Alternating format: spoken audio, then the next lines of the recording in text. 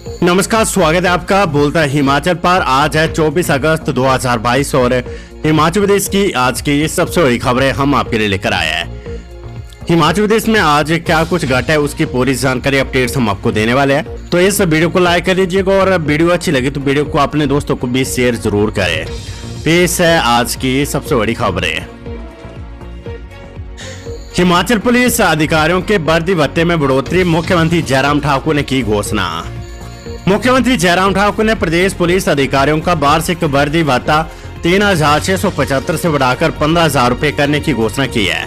Himachal Pradesh police सेवा के अधिकारियों की बैठक को संबोधित करते हुए मुख्यमंत्री ने ये बात कही है। मुख्यमंत्री ने कहा कि राज्य पुलिस देश की सबसे अनुशासित और समर्पित पुलिस बलों में से एक है, जो कि प्रत्येक हिमाचलवासी के लिए गर्व की बात है। उन्होंने कहा कि कठिन परिस्थितियों के बावजूद राज्य पुलिस ने हमेशा उच्च कर्तव्यनिष्ठ और कर्मठता के मानकों को बरकरार रखा है। विद्यार्थियों को रात एचपीयू ने फिर बढ़ाई कॉलेजों में दाखिलों की तिथि। हिमाचल प्रदेश विश्वविद्यालय ने कॉलेजों में प्रवेश की तिथि एक बार फिर बढ़ा दी है।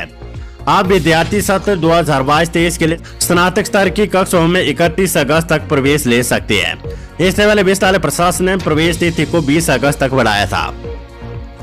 कई विद्यार्थी उक्त अवधि तक भी प्रवेश नहीं ले पाए थे। ऐसे में विद्यार्थियों ने प्रदेश विश्वविद्यालय प्रशासन से तिथि बढ़ाने की मांग की थी।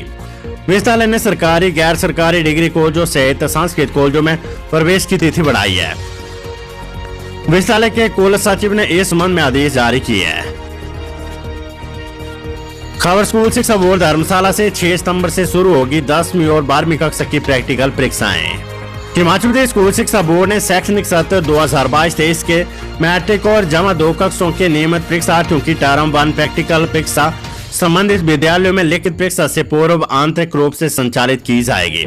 बोर्ड अध्यक्ष डॉक्टर सुरेश कुमार सोनी ने बताया कि जमा 2 की प्रैक्टिकल परीक्षा 6 से 13 सितंबर तक और 10वीं की प्रैक्टिकल परीक्षा 6 से 9 सितंबर तक संचालित की जाएगी। प्रैक्टिकल परीक्षा के दौरान परीक्षार्थी और समस्त स्टाफ को फेस मास्क पहनना अनिवार्य होगा। परीक्षा का आयोजन सरकार की ओर से जारी एसओपी के तहत किया जाएगा। बिजली बोर्ड में अनुकंपा के आधार पर भरे जाएंगे चतुर्थ श्रेणी कर्मचारियों के पद। राज्य बिजली बोर्ड में अनुकंपा के आधार पर चतुर्थ श्रेणी कर्मचारियों के पद भरे जाएंगे। बोर्ड ने तृतीय श्रेणी के पदों पर आवेदन करने वालों को विकल्प चुनने को कहा है। बिजली बोर्ड प्रबंधन ने हिमाचल प्रदेश सरकार द्वारा जारी कार्यालय रोजगार सहायक योजना के तहत अनुकंपा आधार पर चतुर्थ श्रेणी कर्मचारियों के रिक्त पदों को भरने के संबंध में वित्त विभाग के निर्देश अनुसार अनुकंपा के तहत गैर तकनीकी वर्ग चतुर्थ श्रेणी के रूप में नियुक्ति के विकल्प के बारे में जानकारी देते हुए कहा है कि सभी आवेदकों जिन्होंने तृतीय श्रेणी के तकनीकी और गैर तकनीकी पदों के लिए आवेदन किया है, उन्हें विकल्प इच्छा प्राप्त करने के लिए गैर तकनीकी चतुर्थ श्रेणी दैनिक वेतन का विकल्प चुनना होगा। गैर तकनीकी वर्ग चतुर्थ श्रेणी दैनिक वेतन भोगी के लिए जरूरी दस्तावेज कार्यालय में 26 अगस्त को शाम 5 बजे तक विकल्प इच्छा और निम्नलिखित प्रमाण पत्रों के साथ जमा करवाए। मुख्यमंत्री के विशेष सचिव होंगे राजेश्वर गोयल, विजिलेंस का जिम्मा भी सौंपा। राज्य सरकार ने वर्ष 2012 बैच के आईएएस अधिकारी एवं MD Himachal Pradesh state civil supply corporation Rajeshwar Goyal को विशेष सचिव गृह एवं सतर्कता का जिम्मा सौंपा है। उनके पास मुख्यमंत्री के विशेष सचिव का अतिरिक्त जिम्मा भी रहेगा। इसके अलावा तैनाती का इंतजार कर रही वर्ष 2003 बैच की आईएएस अधिकारी एम सुधा देवी को सचिव सामाजिक न्याय एवं अधिकारिता विभाग का दायित्व सौंपा है। एम सुधा देवी इस पद के अतिरिक्त दायित्व से वर्ष 1995 बैच के आईएएस अधिकारी आरडी नजीम को अतिरिक्त दायित्व से भार मुक्त करेगी। साथ ही वर्ष 2011 बैच के आईएएस अधिकारी एवं निदेशक खाद्य आपूर्ति कल्याण चंद को MD Himachal Pradesh state civil supply corporation limited Shimla का अतिरिक्त दायित्व सौंपा है। प्रदेश सरकार की तरफ से जारी आदेश तत्काल प्रभाव से लागू माने जाएंगे। खबर एचपीयू से गणित विषय में पीएचडी के लिए 23 अगस्त को होगी काउंसलिंग। प्रदेश विश्वविद्यालय ने शैक्षणिक सत्र 2022-23 में गणित विषय में पीएचडी के लिए 23 अगस्त को काउंसलिंग की तिथि द्वारा तय की है। जिन उम्मीदवारों ने उक्त विषय में पीएचडी के लिए आवेदन किया है, वे सीधे इस काउंसलिंग में भाग ले सकते हैं।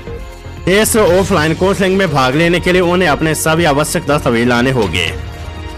उधर प्रदेश विश्वविद्यालय ने एमसीए की नॉन सब्सिडाइज्ड सीटों के लिए 18 विद्यार्थियों की मेरिट लिस्ट जारी की है। इन विद्यार्थियों को 27 अगस्त से पहले कोर्स की फीस भरनी होगी। हिमाचल में नहीं होगी वेटनरी डॉक्टरों के तबादले, सरकार ने लगाई रोक। हिमाचल प्रदेश में लगातार बढ़ते जा रहे लंपी वायरस के मामलों को देखते हुए राज्य सरकार ने पशुपालन विभाग में वेटनरी डॉक्टर के तबादलों पर रोक लगा दी है। इसके साथ ही बीते 2 दिनों में हुए तबादलों को भी सरकार ने तुरंत प्रभाव से रद्द कर दिया है। इसके अलावा लंपी वायरस से प्रभावित क्षेत्रों में जहां पर स्टाफ की कमी है, वहां स्टाफ की तैनाती के आदेश भी दिए हैं। विभाग ने सभी जिला उपनिदेशकों को अपने स्तर पर वैक्सीन व दवाइयां खरीदने को कहा है। ऐसे में अब जिला अधिकारियों को इसके लिए विभाग की परमिशन नहीं लेनी पड़ेगी। पशुपालन मंत्री वीरेंद्र कंवर ने कहा है कि लंपी वायरस को लेकर विभाग सतर्क है।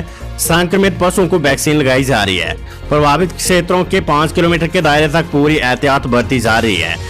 इसको देखते हुए फिलहाल विभाग ने वेटनरी डॉक्टर के तबादलों पर रोक लगाई है। हिमाचल में 2 दिन भारी बारिश का अलर्ट, चंबा में स्कूलों को लेकर नए आदेश। हिमाचल प्रदेश में 2 दिन भारी बारिश का अलर्ट जारी हुआ है। मौसम विज्ञान केंद्र शिमला के अनुसार प्रदेश में 24 और 25 अगस्त को कई भागों में भारी बारिश का येलो अलर्ट जारी हुआ है। प्रदेश में 29 अगस्त तक मौसम खराब बने रहने की संभावना है। वहीं बारिश के बाद धूप खिलते ही जमीन दरकने लगी है। मिट्टी सिकुड़ने से भूस्खलन के मामले बढ़ गए। मंगलवार को प्रदेश में 38 मकान और 77 गौशालाएं क्षतिग्रस्त हुई है। प्रदेश में 99 सड़कों पर वाहनों की आवाजाही ठप है। 86 बिजली ट्रांसफार्मर और 85 पेयजल योजनाएं भी बंद है। मंगलवार शाम तक कुल्लू में 36, चंबा में 35, मंडी में 12, सोलन कांगड़ा में 3 सड़कों पर वाहनों की आवाजाही नहीं हो सकी। भटियात उपमंडल में आज भी बंद रहेंगे सभी शिक्षण संस्थान।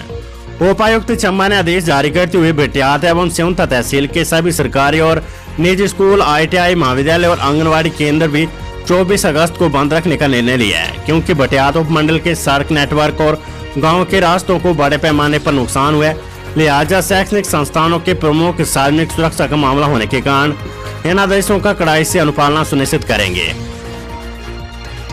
हिमाचल में पोस्टर विवाद में कांग्रेस और युवा कांग्रेस में मचा घमासान, भंडारी को नोटिस। हिमाचल प्रदेश में विधानसभा चुनाव से पूर्व किन्नौर कांग्रेस और युवा कांग्रेस में तकरार बढ़ गई है। सोनिया गांधी, राहुल गांधी जैसे बड़े नेताओं की तस्वीरों के साथ मैं भी विकल्प हूं के युवा कांग्रेस प्रदेश अध्यक्ष निगम भंडारी के पोस्टर और होर्डिंग लगाने से विवाद बढ़ गया है। इन पोस्टरों को लेकर किन्नौर कांग्रेस ने प्रदेश अनुशासन कमेटी से शिकायत की है। अनुशासन कमेटी ने भंडारी को नोटिस जारी कर 1 हफ्ते में जवाब मांगा है। हिमाचल हाईकोर्ट ने शिमला परवाणु 4 लेन से कब्जे हटाने के दिए आदेश। मध्य प्रदेश हाईकोर्ट ने शिमला परवाणु 4 लेन से कब्जे हटाने के आदेश दिए। न्यायाधीश त्रिलोक सिंह चौहान और न्यायाधीश बरिंदर सिंह की खंडपीठ ने राज्य सरकार को यह आदेश दिए कि 4 लेन निर्माण के लिए जिन्हें मुआवजा दे दिए गए उनके कब्जे तुरंत प्रभाव से हटाए जाए। अदालत ने आदेशों की अनुपालना रिपोर्ट 13 सितंबर तक तलब की है। अदालत के आदेशों की अनुपालना में 4 लेन का निर्माण कर रही KMC कंपनी के प्रबंध निदेशक कोर्ट में पेश हुए। अदालत ने कंपनी के प्रबंध निदेशक को आदेश दिया कि वे शपथ पत्र के माध्यम से अदालत को बताया कि अवार्ड किया हुआ 4 लेन का निर्माण कब पूरा होगा। चुनावों से पहले मतदाताओं के जन धन खाते खुलवाएगी सरकार, 30 सितंबर तक अभियान। विधानसभा चुनावों से पहले सरकार हिमाचल प्रदेश के सभी लोगों के जन धन खाते खुलवाएगी।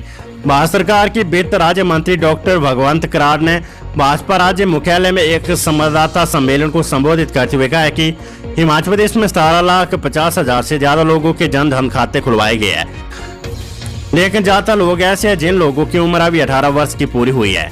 इन लोगों के खाते बैंक में नहीं है। इन लोगों के बैंक खाते खुलवाने के लिए हिमाचल प्रदेश में अभियान चलाया जाएगा। यह अभियान 30 सितंबर तक चलेगा। बैठक में नहीं आए 10 कंपनियों के प्रतिनिधि, संयुक्त किसान मंच ने किया बहिष्कार।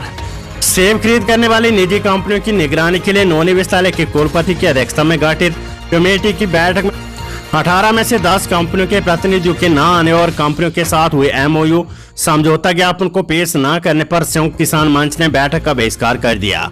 संयुक्त किसान मंच के संयोजक हरीश चौहान और सह संयोजक संजय चौहान ने बताया कि बैठक में कमेटी के सदस्य सचिव ने खुद बताया कि निजी कंपनियों के साथ समझौता ज्ञापन हस्ताक्षरित नहीं हुआ है। ऐसे में कंपनियों को करोड़ों रुपए का अनुदान देना गंभीर मामला है। मंच ने आरोप लगाया कि सरकार ने निजी कंपनियों को बागवानों से लूट की खुली छूट दे दी है। औपचारिकता के लिए कमेटी गठित की है। जिन निजी कंपनियों के प्रतिनिधि बैठक में नहीं आए वो भी स्टोर प्रबंधन के स्तर के थे। संशोधित वेतनमान तृतीय और चतुर्थ श्रेणी कर्मचारियों को मिल सकती है 50 से 75 हजार रुपए की एरियर की पहली किस्त। हिमाचल प्रदेश सरकार संशोधित वेतनमान के तहत तृतीय और चतुर्थ श्रेणी कर्मियों को 50 से 75 हजार रूपए के एरियर की पहली किस्त दे सकती है। सितंबर के दूसरे सप्ताह में कर्मचारियों को एरियर की पहली किस्त देने की तैयारी है। वहीं प्रथम और द्वितीय श्रेणी के अधिकारियों को पहली किस्त में 30 से 35 हजार रूपए देने पर मंथन जारी है। सितंबर में दूसरी किस्त देने की घोषणा भी मुख्यमंत्री जयराम ठाकुर कर सकते हैं। मंगलवार को राज्य सचिवालय में वित्त विभाग के अधिकारी एरियर की गणना में जुटे रहे। चर्चा की अधिकारियों की जगह पहले कर्मचारियों को अधिक एरियर दिया जाएगा। 1-2 दिन के भीतर इस बाबत अंतिम फैसला हो जाएगा। लोहे की रोड से हमला कर बेटे ने बाप को मारा, गिरफ्तार। हिमाचल प्रदेश के कांगड़ा जिले में पंचायत लंबा गांव के टिकरी कुम्हारुनु में एक युवक ने अपने पिता के सिर पर लोहे की रोड से हमला कर मौत के घाट उतार दी है। आरोपी की पहचान सचिन राणा उम्र 32 के रूप में हुई है। इस संदर्भ में पुलिस ने हत्या का मामला दर्ज कर आरोपी को गिरफ्तार कर लिया है। बताया जा रहा है कि आरोपी की मानसिक स्थिति ठीक नहीं है। पुलिस के अनुसार आरोपी सचिन ने मंगलवार को अपने पिता रवि राणा उम्र 59 पर हमला कर दिया। रवि लहूलुहान हो गया और अचेत हो गया। बेटे को हमला करते देख मां ने देख लिया और शोर मचाया। इस पर आसपास के लोग इकट्ठा हुए और उन्होंने इसकी सूचना लंबागांव पुलिस को दी। अनुराग ठाकुर बोले, कौन चुनाव लड़ेगा कौन नहीं, वरिष्ठ नेता तय करेंगे नाम। केंद्रीय मंत्री अनुराग ठाकुर ने विधानसभा चुनावों में पार्टी प्रत्याशियों के नामों के चयन पर कहा है कि टिकट के लिए राज्य से संभावित टिकटार्थियों के नाम कमेटी के पास जाते हैं, लेकिन कौन चुनाव लड़ेगा और कौन नहीं ये केंद्र में पार्टी के वरिष्ठ नेता और चुनाव कमेटी तय करती है। केंद्रीय राज्य मंत्री भगवंत कराड़ बोले, देश में किसी भी बैंक के निजीकरण का कोई एजेंडा नहीं। केंद्रीय वित्त राज्य मंत्री भागवत कराड़ ने कहा है कि देश में किसी भी बैंक का निजीकरण नहीं किया जाएगा। सरकार का कोई ऐसा एजेंडा नहीं है। मंगलवार को शिमला के चक्र स्थित भाजपा मुख्यालय दीप कमल में पत्रकारों को संबोधित करते हुए डॉक्टर भागवत कराड़ ने कहा है कि बैंकों के निजीकरण को लेकर सरकार के स्तर पर कोई चर्चा नहीं है और कोई फैसला भी नहीं लिया गया है। कांग्रेस विधायकों के भाजपा में आने से गुटबाजी पर बोले मुख्यमंत्री जयराम ठाकुर, चलती रहती है ऐसी बातें। भाजपा में कांग्रेस के 2 विधायकों के शामिल होने से बड़ी गुटबाजी पर मुख्यमंत्री जयराम ठाकुर ने कहा कि पार्टी में इस तरह की बातें चलती रहती है। आम चुनाव के नजदीक है, पार्टी में आना जाना चलता रहता है। इन सब के बावजूद पार्टी के प्लेटफॉर्म में सभी से बातचीत हो रही है। मुख्यमंत्री कुनियार में आयोजित प्रगतिशील हिमाचल स्थापना दिवस के 75 वर्ष के कार्यक्रम के बाद पत्रकारों से अनौपचारिक बातचीत कर रहे थे। हिमाचल के ऊना में गरजेंगे केजरीवाल, सिसोदिया और भगवंत मान। दिल्ली के मुख्यमंत्री और आम आदमी पार्टी के राष्ट्रीय संयोजक अरविंद केजरीवाल, उप मुख्यमंत्री मनीष सिसोदिया और पंजाब के मुख्यमंत्री भगवंत सिंह मान 25 अगस्त को ऊना जिला के दौरे पर होंगे। आम आदमी पार्टी के प्रदेश अध्यक्ष सुरजीत ठाकुर ने इसकी पुष्टि की है। उन्होंने कहा कि शिक्षा के बाद अब केजरीवाल ऊना में प्रदेश की जनता को दूसरी गारंटी देंगे।